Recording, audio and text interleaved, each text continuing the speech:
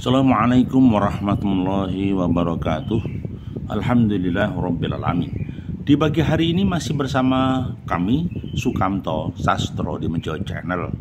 Jadi hari ini kami mencoba membuat motivasi dan juga mencoba sharing motivasi yang berkaitan dengan eksistensi cinta dan keberadaannya. Beberapa waktu lalu kami menyampaikan refleksi cinta. Dan masih dalam rangkaian ini, tetapi kita kaitkan dengan berbagai peristiwa-peristiwa kehidupan yang menjadi kisah nyata dan panggung kehidupan manusia. Yang pertama adalah kisah-kisah cinta, cerita Lesti dan Bilar misalnya. Itu satu panggung cinta nasional yang akhirnya diuji dengan konsep set ending. Kemudian dengan kasus Sambo dan istrinya, ya, juga merupakan panggung cerita-cerita kehidupan yang luar biasa. Kemudian masih ada kisah-kisah cinta yang lain. Jadi kasus cinta Siti Nurbaya masih banyak. Kemudian dalam cerita masa lalu adalah Ken Arok dan Ken Dedes. Itulah seputar cinta yang ada di sekitar manusia dan peristiwanya. Setiap masa pasti ada ceritanya. Ya, pasti ada ceritanya. Seperti kisah Nabi Yusuf dan Zulekha. Itu pun ada nilai-nilai cinta. Nah, sebenarnya begini. Apa yang sedang terjadi dalam kehidupan ini? Itulah sunatullah yang terjadi. Karena apa? Hati, rasa, dan kolbu itu bersemayam di dalam dada seseorang. Hati, kolbu itu menumbuhkan rasa cinta. Allah lah yang memunculkan partikel-partikel sayang. Allah yang menciptakan partikel-partikel cinta di dalam di dalam jiwanya. Itu yang sedang terjadi. Nah, ini yang mencoba kita ulik. Kenapa di dalam cinta tersebut ada ambisi berubah menjadi amarah, menjadi nafsu? Ini apa? Mari kita sharingkan hari ini. Mungkin kami bukan yang terbaik, tetapi siapa tahu ini ada nilai manfaatnya begitu. Baik. Kami coba menggunakan beberapa literasi, termasuk salah satu buku karya Dr. Mahmud bin Asyarif dalam sebuah nilai cinta di dalam Al-Quran. Pernah dipaparkan, dia mencomot pendapat dari Imam Al-Qusairi bahwa cinta adalah kondisi yang terhormat. Dengan cinta ini Allah memandang hambanya. Dia memberitahukan cintanya Allah kepada makhluknya. Maka Allah disifati bahwa Allah mencintai hambanya yang maha benar, yang maha suci. Nah, cinta Allah kepada hambanya ialah pujian dan sanjungan kepadanya. Cinta Allah kepada hambanya adalah kebaikan khusus yang diberikan kepada hambanya. Begitu. Jadi esensi cinta Allah kepada umat itu sebenarnya muncul di dalam ketersediaan air, ketersediaan udara, semua variabel kebutuhan manusia dicukupi di muka bumi. Hanya saja karena terangnya cahaya Allah, terangnya kehidupan, ya, yang dibuat oleh Allah, terangnya dunia itu membuat mata kita buta, membuat maksudnya mata hati, ya. Mata hati kita tidak bisa membaca kebesaran-kebesaran Allah dalam sebuah cinta. Sedangkan seorang insan hanya mengatakan cinta itu adalah hubungan antara pria dan wanita dalam satu rasa. Padahal ada cinta yang agung, yaitu dari Allah Subhanahu wa Ta'ala. Itu yang tidak disadari. Kalau cintanya insan, ya, itu cintanya seseorang, ya, dari saraf-saraf hati, saraf-saraf jiwa, dari partikel-partikel hati, memunculkan rasa ya berbunga-bunga, memunculkan rasa ingin memiliki dan menyayangi. Tetapi suatu ketika itu berubah jadi ambisi ingin menguasai, ambisi ingin memiliki. Ya. Ini yang membuat seseorang kadang-kadang gelap mata, ingin menguasai, ingin ego. Kemudian terjadi pertumpahan darah, terjadi konflik internal antara pasangan suami dan istri. Cintanya hamba itu cinta yang sifatnya fana, hanya sekedar dinamika rasa. Kami ulang, cinta itu hanya sekedar dinamika rasa. Kenapa begitu? Iya, karena akan berubah-ubah. Ya, berubah sifatnya. Beda dengan cintanya Allah kepada umatnya, beda. Cintanya Allah kepada makhluknya beda. Rahmatan lil alamin, luar biasa. Cintanya Allah itu cinta yang hakiki. Anda bayangkan, Allah menciptakan makhluk dari sesuatu bentuknya yang maaf dari makni, yang maaf ya, baunya aja nggak enak. Kemudian diproses jadi insan yang sempurna, dibekali dengan mata, telinga, dibekali dengan hati, dibekali dengan akal, pikiran. Itu faktanya. Nah, karena terlalu terangnya cahaya Allah, kita nggak bisa membaca. Misalnya ada sebagian yang bisa membaca, kita sebagian besar melupakan betapa ada nikmat cinta Allah yang luar biasa. Yang didengar hanya cinta hamba kepada hamba. Yang didengar hanyalah cinta pria kepada wanita dan wanita kepada pria. Padahal ada cinta yang agung esensinya. Jadi jika Allah menghendaki kebaikan bagi seseorang, maka diperlihatkanlah kepadanya kekurangan pada dirinya. Jadi kalau Allah itu menghendaki kebaikan pada seseorang, itu akan dinampakkan kekurangannya, sehingga dia bisa muhasabah, bisa saja dia akan koreksi. Ini statement daripada Rasulullah SAW. Kemudian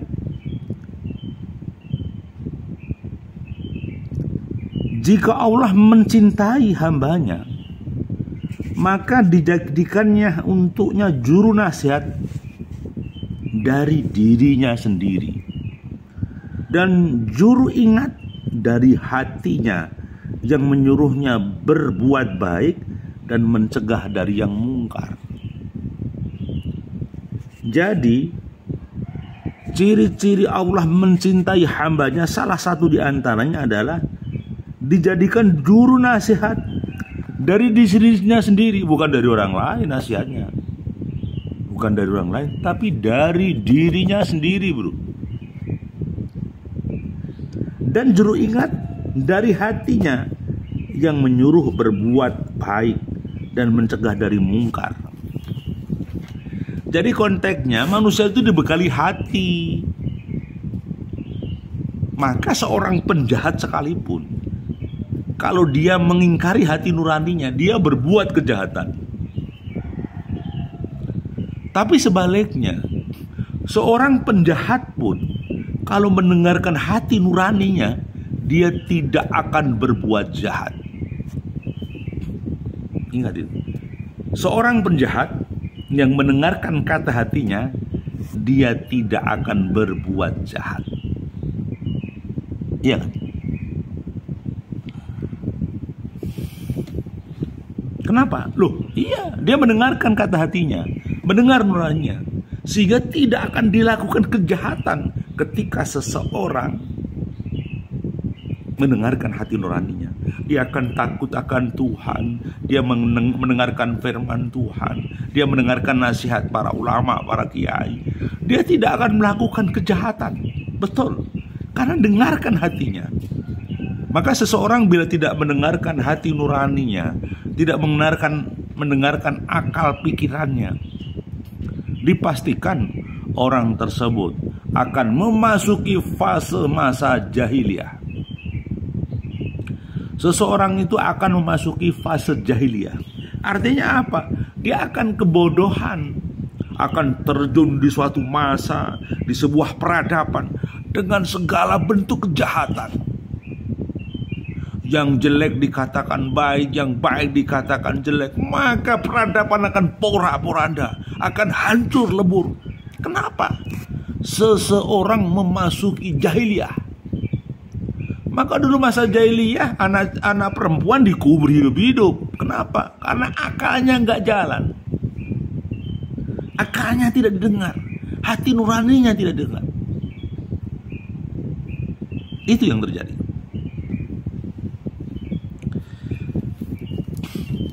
Baik, kita lanjutkan bahwa ada statement dari Allah Subhanahu wa Ta'ala dalam sebuah hadis qudsi bahwa barang siapa yang memusuhi kekasihku Allah, maka Allah akan menyatakan perang kepadanya dan tidak henti-hentinya. Hambaku mendekat diri kepadaku dengan melakukan amal sunnah sehingga aku mencintainya. Apabila aku telah mencintainya, maka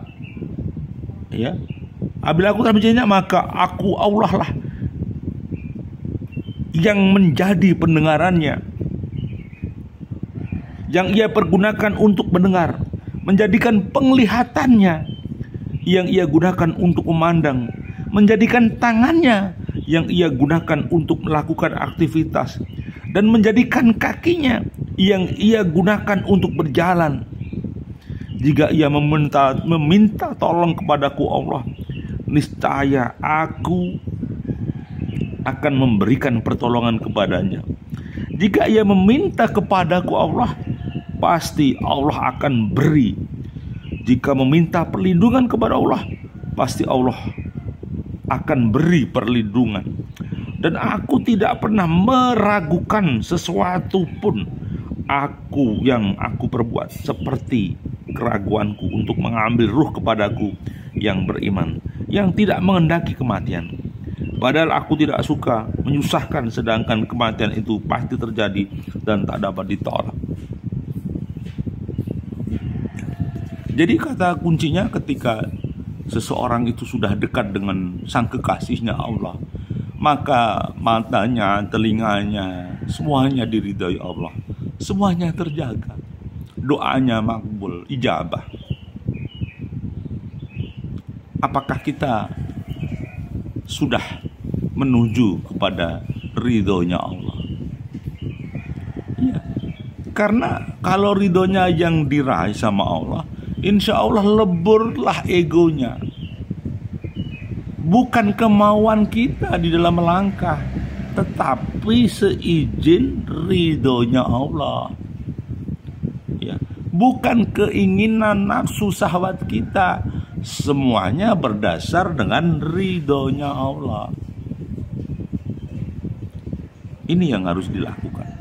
Kadangkala kita berjalan karena kepentingan kita, permohonan kita, doa-doa kita, itu seakan-akan nafsu kita yang bicara, bukan ridhonya Allah yang diraih. Maka ada sebagian orang-orang tasawuf berpendapat bahwa lebih banyak memuji Allah, lebih banyak melakukan zikir, mengagungkan asma Allah. Karena apa? Allah sudah tahu kebutuhan kita, Allah sudah tahu kepentingan kita, Allah sudah tahu, betul sudah tahu. Maka tinggal kita bagaimana kehidupan ini senantiasa dijaga oleh diri kita, sehingga kita lakukan sesuatu yang positif di dalam kehidupan. Kalau kita melakukan sesuatu yang positif bagi kehidupan, maka kehidupan akan menjaga kita. Kehidupan akan menselaraskan diri kita dengan lingkungan. Kehidupan akan senantiasa membuat keindahan dan kebahagiaan bagi diri kita. Asalkan kita selaras dengan sunnatullah. Jadi maka Jadilah orang yang dicintai oleh Allah. Jadi cinta yang hakiki ya seperti itu. Cintanya Allah kepada hambanya. Jadi di Quran surat Al-Baqarah ayat 222. Sesungguhnya Allah mencintai orang-orang yang bertaubat dan mencintai orang-orang yang menyucikan dirinya. Ini untuk dicintai Allah gampang, bro. Kita harus bertaubat. Allah suka dengan orang-orang yang bertaubat. Orang yang punya salah, orang yang punya dosa disesali. Bukan tamak, bukan riya amal, bukan merasa sok suci, merasa sok benar, bukan merasa ahli ibadah, bukan. Tapi justru ketika seseorang pernah terjerembab di masa lalu, seseorang pernah terjebak di masa lalu, kemudian orang tersebut menyadari positioningnya, dia pernah salah dan khilaf, dia melakukan astagfirullahaladzim, melakukan pertaubatan, maka Allah lebih suka kepada orang yang salah tapi mengakui posisi salahnya. Orang yang keliru meyakini kekeliruannya, itu yang terjadi. Maka didengar sama Allah. Kadang kita merasa riya dengan amal kita, kita ingin merasa dipuji dengan amal kita, kita ingin merasa seperti itu. Padahal hati-hati, itu bisa menghancurkan amal kita. Jadi Allah mencintai orang-orang yang mensucikan diri. Jadi dan mencintai orang-orang yang menyucikan diri. Mensucikan itu dari apa? Kolbu kita dijauhkan dari riya, suka pamer. Ketika kita punya kekayaan tapi tidak berbagi, justru dipamerkan pada orang duafa, pada orang miskin. Bahkan pamer kemesraan, pamer kekayaan. Hati-hati, Allah akan uji. Dunia ini isinya ujian. Kamu diuji dalam rasa cinta, suatu saat kamu diuji dengan rasa benci. Maka bersabar dan istighfar sama Allah. Gitu. Kita saat ini diberi rasa cinta. Bagaimana kalau diuji dengan rasa benci? Nah, makanya coba lepaskan segala rasa, tapi endapkan dalam ridhonya Allah. Lepaskan segala rasa, endapkan di dalam ridhonya Allah. Itu. Oke. Jadi itu kawan. Memang tidak mudah. Kita akan berusaha ke sana. Tidak ada manusia yang bersih sempurna. Semuanya hanya rahmatnya Allah.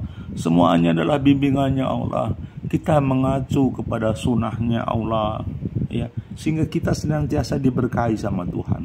Senantiasa kita diberi kenikmatan dari Allah Subhanahu wa Ta'ala. Baik, kita lanjutkan. Jadi jangan sampai kita ini seseorang senantiasa mengkhianati diri sendiri. Pengertian mengkhianati apa? Yaitu orang yang berdusta pada diri sendiri. Kalau menipu orang, oke. Tapi kalau menipu diri sendiri, kalau menipu orang sering dilakukan orang. Tapi kalau diri sendiri ditipu, apa manfaatnya? Orang yang mengingkari hati nuraninya, padahal hati nurani cenderung untuk memerintahkan kebaikan. Jadi akar masalahnya kalau seseorang itu selalu jauh dari ridhonya Allah, bisa dipastikan hidupnya nggak berkah. Bisa dipastikan dia akan resah. Kalau hati kita dipenuhi selain Allah, maka kita akan haus berlama-lama, akan merasa miskin berkepanjangan, akan merasa lapar tidak berkesudahan, akan merasa miskin yang tidak pernah henti-hentinya. Itu karena apa? Hatinya dipenuhi dengan nafsu, hatinya dipenuhi dengan syahwat, sehingga tidak mendengar fitrah-fitrah suci yang muncul dari kolbu. Tidak didengar dia. Itu. Jadi maka bagaimana hidup ini harus disandarkan pada ridhonya Allah. Maka hidup ini harus disandarkan kepada kebesaran Allah. Karena sesungguhnya Allah itu mencintai orang-orang yang bertaubat dan orang yang mensucikan dirinya. Kenapa kita tidak segera taubat? Kalau menyadari kita salah, kita nggak ngerti loh mati kita kapan. Bisa esok, bisa lusa, bisa seminggu lagi, bisa 1 hari lagi, bisa 1 tahun lagi. Hati-hati bro, kita jangan menganggap kita itu kekal. Kita ini fana. Segala yang ada dalam kehidupan kita akan dimintai pertanggungjawabannya sama Allah. Jangan enak mentang-mentang punya jabatan, enak sabet sana, sabet sini, sikat sana, sikat sini. Hati-hati ujian, bos. Jangan punya alat kekuasaan untuk menginjak rakyat. Jangan. Hati-hati, bang. Semuanya ada pertanggungjawaban dari Allah. Ya. Kalau kita tidak beriman, ya monggo. Silahkan semuanya ditempuh. Kalau kamu tidak punya malu, silahkan berbuat sekehendak hatimu. Tetapi Allah akan perhitungkan di dunia dan di akhirat. Sudah banyak orang-orang yang pamer kemesraan, akhirnya diuji sama Allah. Banyak orang yang pamer-pamer kekayaan, akhirnya dihancurkan sama Allah. Hartamu itu tidak ada nilainya. Hanya seonggok batu di mata Allah, nggak ada nilainya. Maka rasa cintamu pada Allah, rasa takwamu kepada Allah, rasa takutmu pada Allah itu lebih berarti. Ingat, di atas kaya ada kekayaan. Qarun itu kaya, tapi akhirnya apa sih? Dijatuhkan martabatnya. Fir'aun itu kekuasaannya luar biasa. Ditenggelamkan Allah di lautan. Maka kekayaan, kekuasaan itu ada batasnya, bro. Ada batasnya. Jadi kalau orang merasa hebat karena kecantikannya, karena ketampanannya, karena kekayaan, tertipu, bosku. Tertipu. Itu fata morgana. Ya. Maka kadang kita sering berdoa, Rabbana dzalamna anfusana wa illam taghfir lana wa tarhamna lanakunanna minal khosirin. Mohon maaf, ini sekedar sharing. Kami bukan orang yang alim, tapi kami sekedar mengingatkan diri saya dan umumnya kepada orang-orang lain. Apabila ada cocok, ada sevisi, bisa menjadi referensi, bisa menjadi catatan bagi kita. Kita belajar dari kasus hari ini yang sedang terjadi. Ada artis yang diuji sama Allah. Ya, artis tersebut hebat, luar biasa, sedang bucin, budak cinta. Yang terjadi apa? Ketika kenal seorang pria, akhirnya tertibu dia, hartanya ludes habis dia, akhirnya jatuh miskin. Siapa sangka bucin, budak cinta membuat dia jadi miskin? Siapa sangka? Kenapa? Dia gelap hati, gelap mata. Akhirnya apa? Ia memilih pada orang yang tidak tepat. Tertarik karena dia, bukan karena keimannya, karena hartanya, karena kekayaannya. Begitu ambil kekayaannya, udah dia lari, hancur dia, ditipu dia, uang miliaran melayang, akhirnya jatuh miskin. Jadi Allah itu kalau mau menghabiskan hartanya mudah. Iya. Lumpur Lapindo, bro. Cerita berapa harta masyarakat yang dihabiskan tenggelam dengan lumpur. Subhanallah, itu kuasa Allah. Maka dunia seisinya ini, ya, indah, iya. Tapi saya meyakini masih lebih indah hati yang bisa bersyukur. Saya masih meyakini lisan yang bisa berzikir. Saya masih meyakini kolbu yang selalu menyebut asma Allah. Dengan segala kelemahannya, dengan segala kekurangannya, asalkan hatinya tertambat pada Allah, itu sudah luar biasa. Wala dzikrullahi akbar. Nggak usah berlebih. Ya. Oke. Itu kawan, jadi memang tidak mudah ya. Tidak mudah. Tetapi ini harus dipaparkan.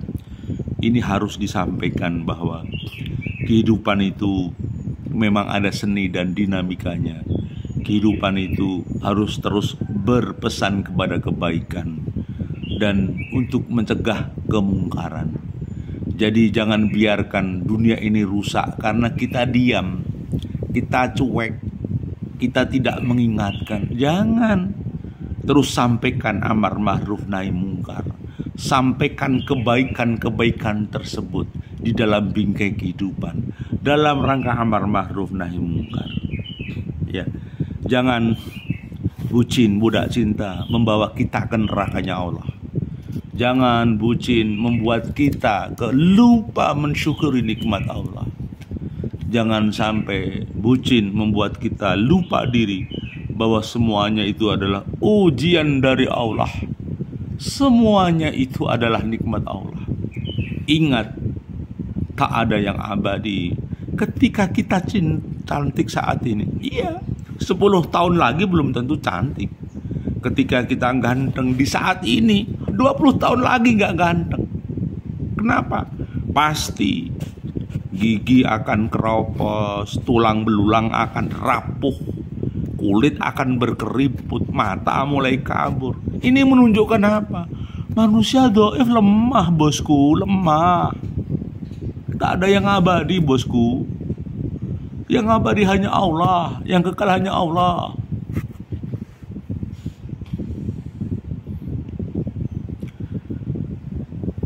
Oke, itu bosku. Jadi banyak variabel dalam kehidupan. Jangan pernah kita terlena di dalam kehidupan sehingga kita lupa bahwa semuanya itu dari Allah. Semuanya dari Allah. Dan jadilah orang yang kuat. Jangan jadi orang yang lemah. Jadilah orang yang kuat. Karena apa? Orang mukmin yang kuat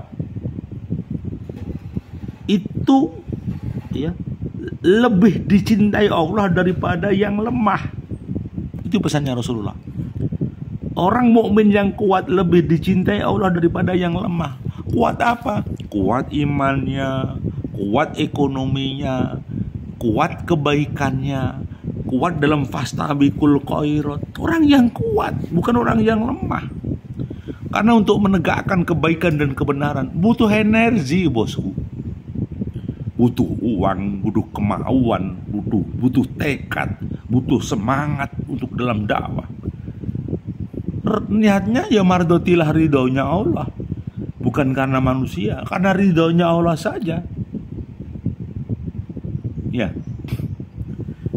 Masih bersama Sukamto Sastro di Mejo Channel. Kebetulan memang channel ini kami buat dalam rangka motivasi ya. Dalam rangka motivasi untuk diri saya sendiri, kalau misalnya ada manfaatnya bagi orang lain. Ya. Jadi dari basic dulu sebagai seorang jurnalis, basic sebagai seorang broadcast di radio, kita coba lakukan. Siapa tahu ada sesuatu yang bermanfaat bagi umat. Seandainya kita meninggal, masih ada tinggalan channel yang positif, barangkali bisa menjadi amal jariah bagi kehidupan kita. Perkara nanti ada nilai-nilai bonus dari Allah berupa uang, alhamdulillah. Kalau tidak, sudahlah, kita kembalikan sama Allah. Yang pasti kita senantiasa akan meraih ridhonya Allah dengan segala kebaikan. Satu kesimpulan bahwa, satu, ketika kita dilanda cinta, kita jangan jadi budaknya cinta. Kita tetap menjadi hamba Allah yang memegang syariat-syariat Allah.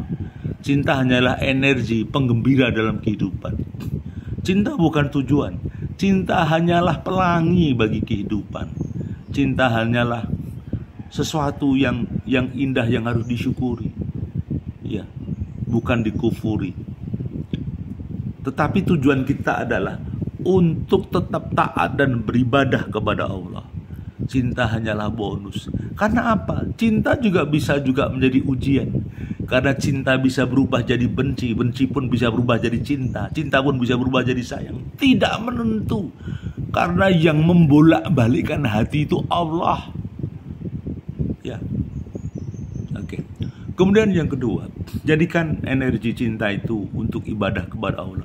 Dan sadarkan positioning bahwa hanya kepada Allah lah kita akan kembali. Hanya Allah lah yang memberikan kekuatan dan kesadaran kita. Hanya Allah lah yang memberikan upaya yang luar biasa agar kita menjadi insan yang sempurna, yang menyadarkan diri sebagai hamba dan tetap bersyukur kepada Allah.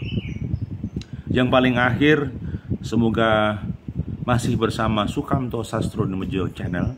Saya Sukamto Sastrodimedjo, ya. Kemudian kalau ada sisi manfaatnya bisa tekan tombol lonceng dan subscribe berkenan. Pak, bagaimana kalau ada kekurangannya? Pasti banyak kekurangannya. Karena kami merasa dhaif, merasa tidak ada yang sempurna. Dengan berbagai referensi yang kami sampaikan. Sekali lagi saya mohon maaf, mohon disempurnakan. Jika ada salah kata, salah ucap, itu adalah kelemahan saya. Itu kedoifan saya. Kalau ada kebaikan, itu insya Allah dari kuasa Allah. Itu dari rahmat ya Allah. Itu dari pertolongan Allah. Semoga senantiasa dirahmati kita semuanya, teman-teman semuanya yang masih bergabung di Sukamto Sastrodimedjo Channel. Bahagiamu, bahagiaku, dan bahagia kita bersama. Assalamualaikum warahmatullahi wabarakatuh.